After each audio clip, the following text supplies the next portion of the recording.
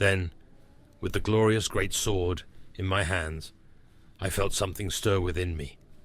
I was tired of being torn to pieces by monstrosities on golden horses.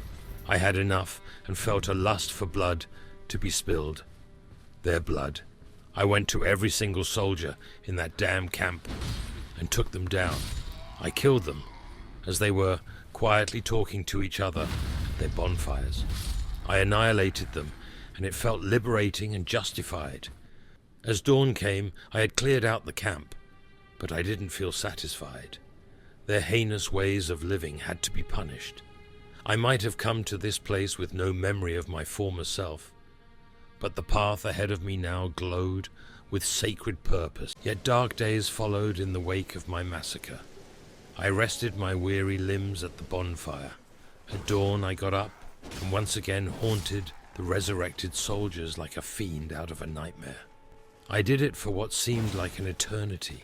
It felt unreal. There was nothing but endless killing and destruction without remorse. Even worse was that I could feel their life force enter my being. For every poor bastard that died, I seemed to grow in strength and endurance. I lost count of the days.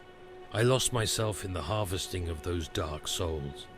Then, in the middle of that haze of death, I saw letters written on the ground.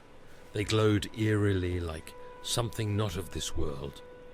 It was a message, and it said, "Be wary of monster." Where that monster was, I knew not. Still, the pulsating message had me wondering and made me look, actually look, at my surroundings. I had been so preoccupied with mindlessly harvesting the soldiers that it was only now that I noticed a distinct glimmer in the middle of the camp. There I discovered something quite special, a detailed map of extraordinary scope. Stained as it was, the parchment contained so much knowledge it was hard to stay clear-headed. This was a vast world. One thing stood out, namely Godric's stronghold.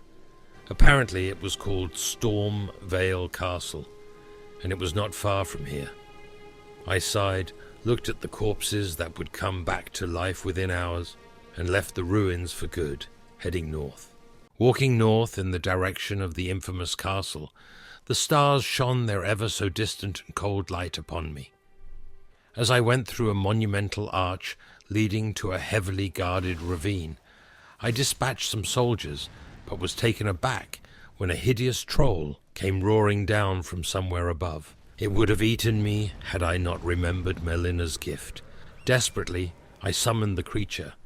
I flew past both troll and henchman, riding with uncanny speed.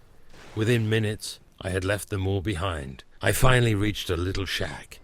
Alas, someone was there, waiting in the shadows. To my surprise, the stranger turned out to be a young girl, a being whose fragility seemed particularly out of place in this dark and moist shack in the middle of nowhere. Her name was Roderica, and she told me a most disturbing story. Apparently, her people had been taken by someone and had been grafted. It seemed as if that meant they had their limbs removed and stuck to a spider. Her tale made me shiver, but also ignited a hateful urge. Nobody deserved a fate like that, least of all a young and innocent soul, such as this.